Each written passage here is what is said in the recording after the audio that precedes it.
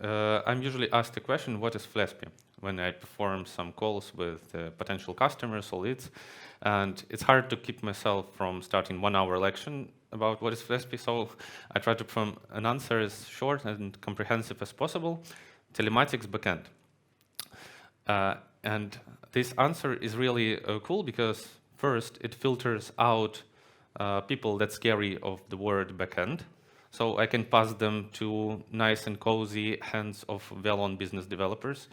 But what's more, it shows something that is not in these words. So backend means that there is no something that can be used directly as a ready-to-use platform. So we don't hide it. We emphasize it that flespi is a platform for developers, and we provide our customers with full set of tools to perform integration with flespi. And this is what I will talk about today.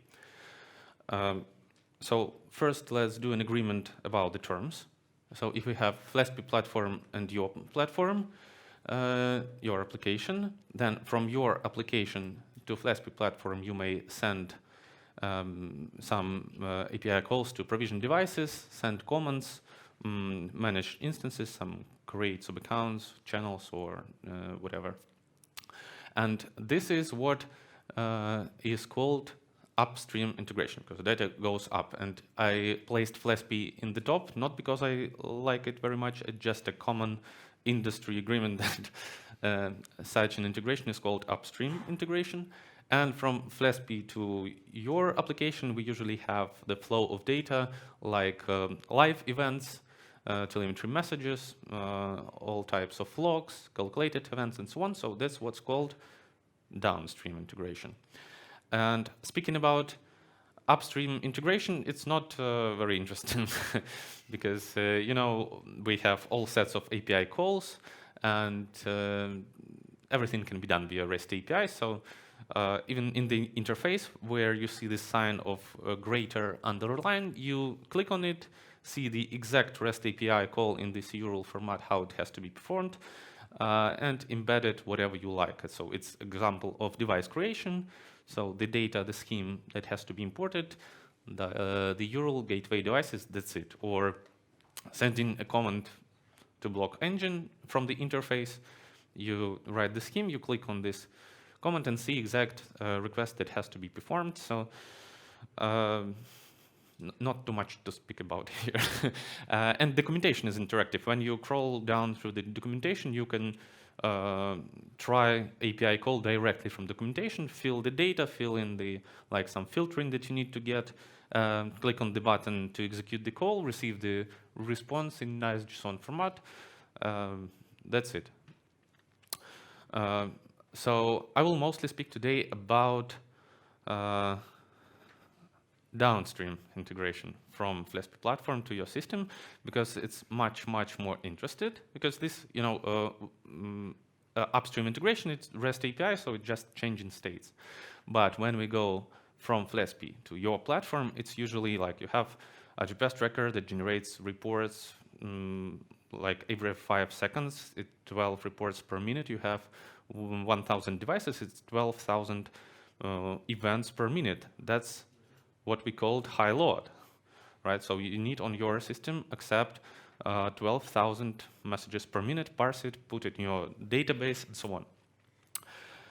But here comes another problem, because just we have a nice timeline template in the slides presentation, so I decided to use it in my slide. Here at 10 o'clock, Alexey Shurko told us about flespi. Then Nadia fueled us with the telematics hub core ideas. Now I'm speaking about messages, data flow, how to consume huge load of messages from flespi data flow. And then Alexey Shurko will speak about analytics engine that will make my presentation useless. Because really what I think about it, you don't need this 12,000 messages per minute and load your database if we already have high load database, but you need live events like a trip with extracted mileage and fuel used, or you don't need the 1,000 levels of fuel, you just need the value that the the vehicle was refueled for this amount of liters. You don't need to filter out 1,000 messages without alarm. You just need to have one single event that alarm happened. And this is what analytics deals with. So I have lack of enthusiasm here, but we still continue. Yeah, and finally, at 2 o'clock we'll have lunch. So we have where to aspire. So we'll think about now this huge messages flow from flespi to your application. And let's recap how it works. So tracker, data injection layer, then data comes to flespi device where the parsing happens. There is some storage here. Then flespi device with, and by the way, why we call it data injection layer but not a tracker layer, because tracker itself is not necessary. You may have REST API call, post gateway devices messages to put message directly into the device.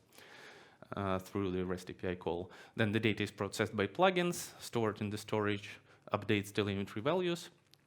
And then there are several ways to consume these processed events. First one at the data consumption layer is push streams. So directly when the message comes out of the device, it can go to stream, or the message from the channel before getting into the device can go to streams. MQTT API, special topics that get data from channel, from device, or some telemetry topic. And REST API, the same. So there are 3 huge topics that we'll cover today. Maybe not 3, but 2, because REST API is not very interesting. MQTT API, streams, and REST API. What criteria do we have for nice and handy data transmission? It must be fast with low latency, it must be reliable, so if your receiving point is down, we have some buffering. It must be scalable, so as soon as you have not 1,000 of devices, but 10,000 of devices, you need to know and understand how to add more instances. And we'll talk about it when we will speak about load balancing. It should be reasonably priced, and all the secret here is API usage is free and stream costs €20 each. And it should be done with not like 2 months of development. So it has to be easy to develop. And here you may see very nice, handy diagram. This is my personal opinion, as you might see by the slide, by the style of the slide. So by the speed, REST has 1 of 3 because you need to perform the request, wait for the response, and then perform the next request. And streams have MQTT under the hood, so they are as fast as MQTT API. Reliability, I gave REST API 2 of 3 because reliability, when device receives some black box messages, you need to handle this timestamp somehow, but MQTT and streams will publish to your servers everything they captured. Scalability, we'll talk about it a bit later when we'll talk about load balancing. Yeah, cost optimal, we already mentioned that streams cost money. And integration effort, I'll show you example of code, how to integrate with MQTT. There are 4 lines of code. But before, a minute of system design. First, server-client model. That's what we love. We remember from university that this is how stuff works over internet. If we have 2 instances that has to exchange message from over the internet, then one instance has to be public, and another instance performs request, receives a response. This is how streams works. This is how REST API works. So streams just pushes messages batch to your server and receive response. So this is server-client model. It is a bit different with MQTT model. We'll talk about it a bit later. And it's nice and it's handy, so just take and do it. So yeah, as I promised, we'll skip thinking about REST API integration and talk about streams. What's good about streams? So this slide is for more business-oriented people because we may play logo bingo here. What do we see here? Like AWS and Azure are not counts because they are written here, but well, we may play, but let's not lose time. Like we have Google Cloud, Mapon, Velon, whatever else. Under this QR code, you may find flespi.com/integrations, where you may find all these platforms how we have natively integration with. And the next slide is for developers that are afraid of MQTT. That's okay. We still have solution for you. Under this QR code, you may find Python, JavaScript, and PHP code to receive HTTP stream messages. Quite easy. You roll out your own HTTP server that accepts POST requests with JSON as a payload. Actually, this is everything you will find there under QR code. But don't be afraid of MQTT. Everything that takes you to get data from MQTT, it's JavaScript code. It's quite easy. Include library, connect a client to MQTT flespi.io with username token, and create a handler to subscribe for Flespi message topics. Once the connection will be established, and create a handler on the message received on token, parse it as a JSON, and do whatever you need. If you think that here are more lines of code, that it means that you are not very deep into the development. And this is what we'll see in the terminal, just parsed message with the parameters that Nadia described us in her presentation. Again, don't be afraid of MQTT. How do you think, what are these numbers? The number of libraries, correct, yes. So then on mqtt.org/software, there are pretty much libraries directly described as MQTT libraries, and the greatest stuff about this slide is that there are some languages that I have never heard about, but they have MQTT implementations. Like, what the hell is TCL? Who knows this? Okay. So what's the difference between server-client model and message brokering model? By the way, MQTT is not the only message broker in the world.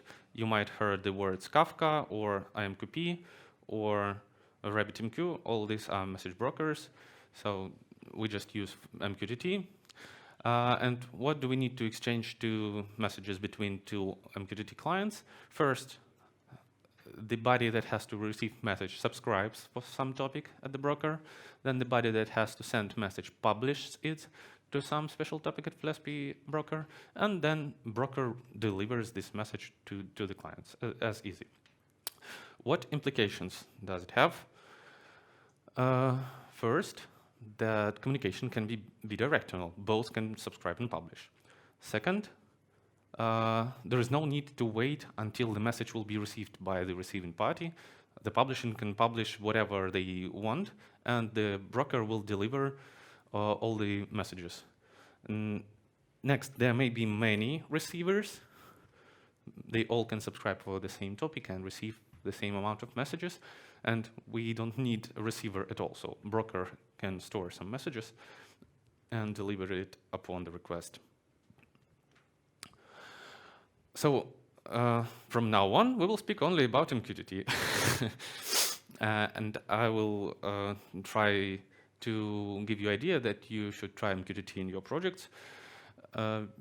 We will cover such basic terms as, well, actually partly covered it already, as MQTT client, MQTT session, MQTT topic, payload. Well, we already know what is payload, publish, subscribe. I'll speak about topics hierarchical structure with wildcard masks and how it's used in Flespi, how Flespi enriched uses of topics. For example, you may include some filters in topics and receive only filtered message, not the whole bunch of messages, but just filtered ones. The difference between clean and persistent sessions.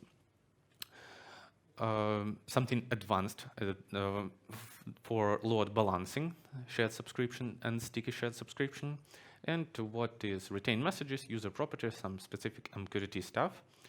And we start from the term topic, because this is very important topic. So topic is like an address where you deliver a message. And flespi, it has hierarchical structure, so several parts of platforms. All the logs are published to flespi, log, then platform, then whatever.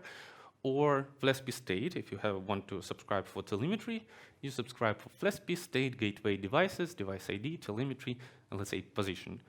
Or if you work with analytics engine, you subscribe to flespi, interval, gateway, calculator, calculator ID, devices, device ID, and then some special topics for certain calculator events. So when we speak about hierarchy in MQTT, it means because it is hierarchical. In the topic, you may include wildcard masks. So if you want to specify one layer of wildcard mask, you use plus. For example, all the devices inside the topic will be with one plus. Or there is a wildcard hashtag, everything till the end. So you subscribe for flespi log gateway hashtag, and this will give you all the messages down all the possible other topics that will be there from several words. And as I said, flespi can enrich topics. For example, you don't need all of them, but just a couple of them. So you specify telemetry position topic, then comma, battery level. And under this topic subscription, you will receive messages for flespi gateway device telemetry position and flespi gateway device telemetry battery level. Or you may specify the comma-separated list of calculators to subscribe for, or comma-separated list of channels to subscribe for. So instead of performing several subscriptions, you may use one. And next, you may do filtering inside the topic. So if the topic starts from the keyword $filter, then the next section of topic will have some filter that will pass message or not through this subscription. And examples here, so you may receive only events where the voltage in the message is less than 10 volts or higher than 12 volts. Some alerts should have happened. So you write $filter / payload equals URL encoded expression, voltage, and you receive only messages with the voltage value in the range specified. The same example, something that uses calculation of timestamp, server timestamp. Not very important. Yeah, clean and persistent sessions. flespi can store the session. What is session? Session is when some MQTT client opens connection to flespi broker, and session may be active, connected, or disconnected, but if it is persistent, broker will remember that it has a session. It might be disconnected, but broker will remember the topics and accumulate the messages that come into the topics. And as one as the client connects again, all the messages will be delivered. So session is identified by client ID, thus client ID in message broker must be unique. There is some term as QoS, quality of server. It must be one, it's guaranteed delivery. In MQTT standard, there is also quality of service 2. It's guaranteedly one delivery. We do not support it. flespi supports only 0 and 1. And session can be stored up to 1 year, but you may specify expiry interval by your own, after which, without any inactivity, session will be delivered. And no need to resubscribe. So broker stores the topics, you open session, receive all the messages. There is some common mistake made by our customers when they include some random parameter into the client ID, start to create new sessions, forget about it because it's random, they accumulate the data, and then customer asks, why do I have 30,000 unused MQTT sessions. That's not we who did it. Second minute of load design, we'll speak about native implementation of load balancing that is achievable through MQTT.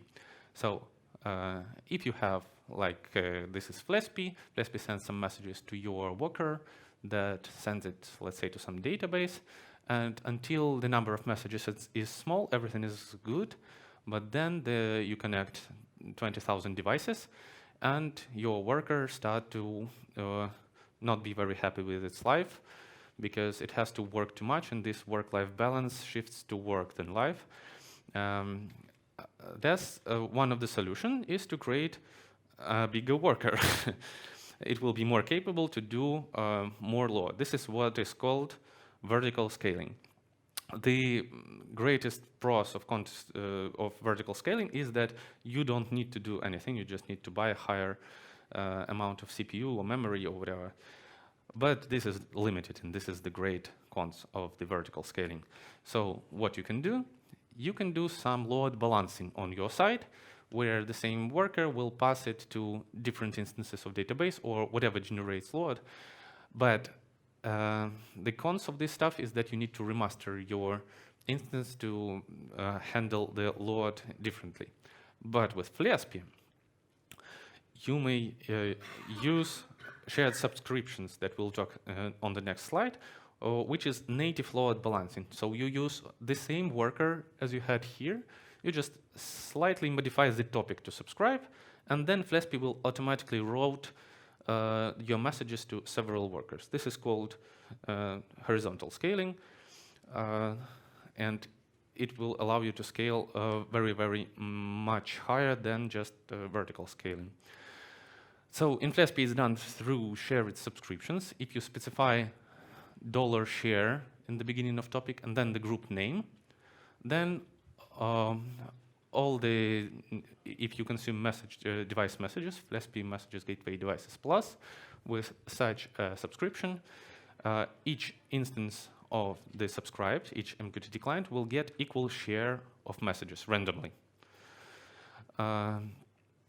But at some point of time, our customers ask us, so each message share equally means that the same device can direct message to different instances.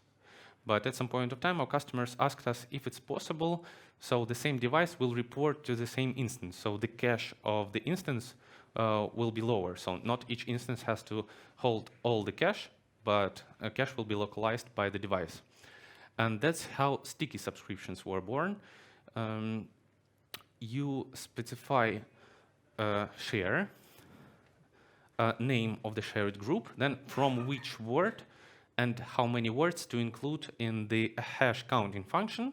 And flespi will count a hash, and if it's the same hash, then it will get into the same client subscribed. So for example, here, share by ID, so ID of the device will be used to count the hash. Or word number 4, use one word, so count together 0, 1, because programmers start counting from 0, 0, 1, 2, 3, 4. So using this ID, we will count hash, and the same device will get only with the same instance by flespi MQTT load balancing. So speaking about streams versus MQTT and scalability, streams has 2 points of 3, because for sure you may create many streams on flespi and load the balance manually by assigning different devices to different streams, which of course is doable, but in MQTT it works natively. You just specify group name, consume messages, and that's it. No need to assign devices manually to different groups. So couple topics left. First is retain message. We may mark message to be retained in the broker, and this allows to build dashboards. So for example, telemetry is always stored in MQTT broker, which allows you to build a dashboard which will unload subscribe for the data, and you don't need to wait for the event to generate new data. The last data will be there. You just build a dashboard on top of it, and flespi accepts flespi MQTT broker works over WebSockets, so directly from the browser page you may subscribe, receive data, and display it on the some dashboard. And this dashboard is MQTT tiles. You may read more about it. It's just click and paste interface to create interactive dashboards, which you may use with flespi. And what's more interesting, then you can use it as a database.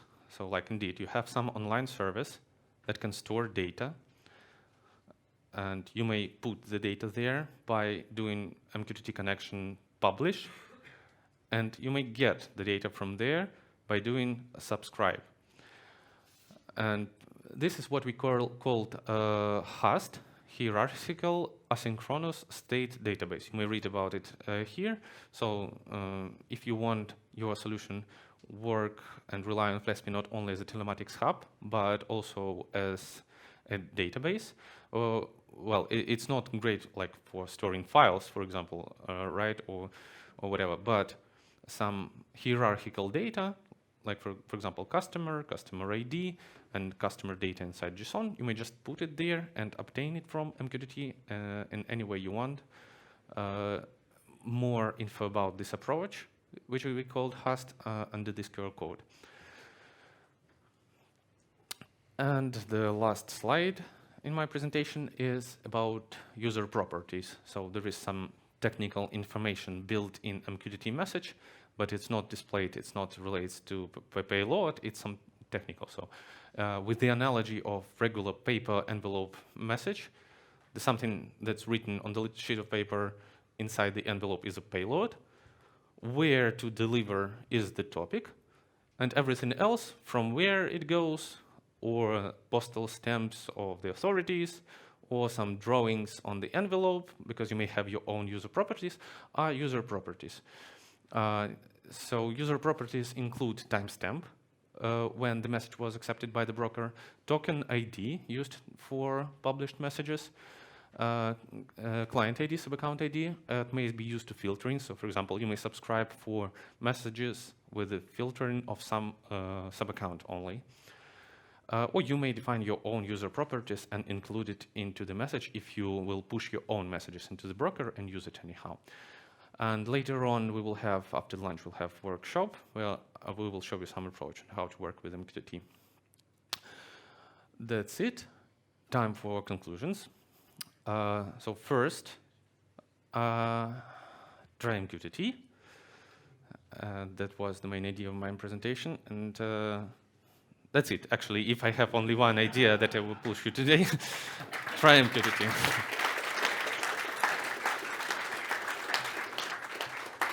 Thank you, Jan. Excellent presentation. Do you have any questions? We do have a little bit of time to take a few questions. Leon in the back. Thank you. Leon from Holland. Thank you very much, Jan.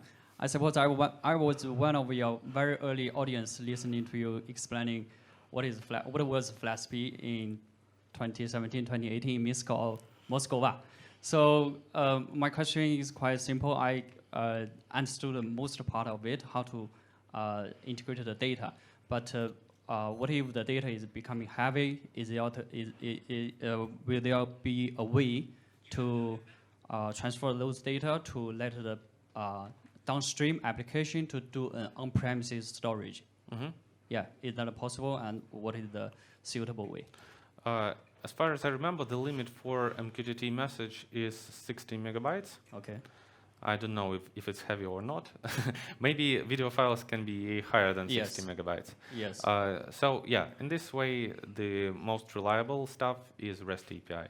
REST API. I think so. Or there will be some other protocols designed specifically for huge files download. But yeah, you always have REST API. It's boring, but it's working.